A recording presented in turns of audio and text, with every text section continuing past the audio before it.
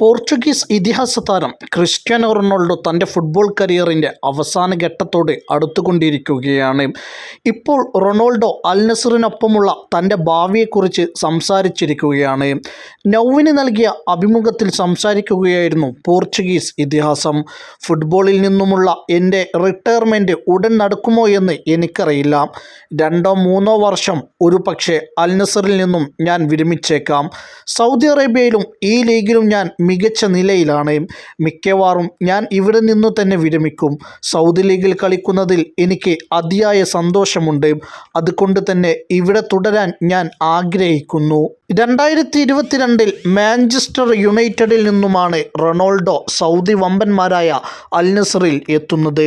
റൊണാൾഡോയുടെ വരവിന് പിന്നാലെ സൗദി ഫുട്ബോൾ ലോകത്ത് കൃത്യമായ ഒരു മേൽവിലാസം സൃഷ്ടിച്ചെടുക്കാൻ സാധിച്ചിരുന്നു. സൗദിയിൽ ഏറ്റവും കൂടുതൽ പ്രതിഫലം വാങ്ങുന്ന ഫുട്ബോൾ താരമാണ് നിലവിൽ റൊണാൾഡോ.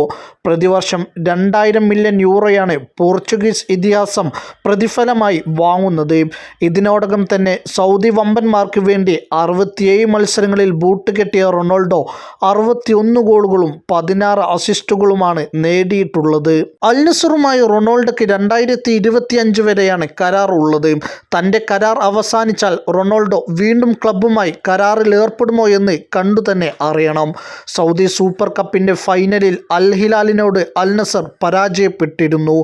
1-4 ഗോളുകൾക്കായിരുന്നു നിലവിലെ സൗദി ചാമ്പ്യന്മാർ അൽ നസറിനെ വീഴ്ത്തിയത്. സൗദി പ്രോ ലീഗിൻ്റെ പുതിയ സീസണിലും അത്ര മികച്ച തുടക്കമായിരുന്നില്ല അൽ നസറിന് ലഭിച്ചത്.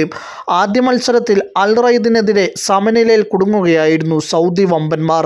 മത്സരത്തിൽ ഇരു ടീമുകളും ഓരോ ഗോൾ വീതം നേടി പോയിന്റുകൾ പങ്കുവെക്കുകയായിരുന്നു. മത്സരത്തിൽ അൽ നസറിനായി ഗോൾ നേടിയിരുന്നത് റൊണാൾഡോ ആയിരുന്നു. ഇതോടെ പുതിയൊരു നാഴികക്കല്ലിലേക്കും പോർച്ചുഗീസ് ഇതിഹാസം നടന്നു കയറിയിരുന്നു. സൗദി ലീഗിൽ 50 ഗോളുകൾ എന്ന നേട്ടത്തിലേക്കാണ് റൊണാൾഡോ കാലെടുത്തു വെച്ചത്. രാജ്യാന്തര തലത്തിലും വ്യത്യസ്ത ക്ലബ്ബുകൾക്ക് വേണ്ടി ബൂട്ട് കെട്ടി റൊണാൾഡോ ഇതിനോടകം തന്നെ 898 ഗോളുകളാണ് എതിരാളികളുടെ പോസ്റ്റിലേക്ക് അടിച്ചു കയറ്റിയത്. വരാനിരിക്കുന്ന മത്സരങ്ങളിൽ 2 ഗോളുകൾ കൂടി നേടാൻ റൊണാൾഡോയ്ക്ക് സാധിച്ചാൽ 900 ഗോളുകൾ നേടുന്ന ഫുട്ബോൾ ചരിത്രത്തിൽ ആദ്യ താരമായി മാറാനും റൊണാൾഡോയ്ക്ക് സാധിക്കും.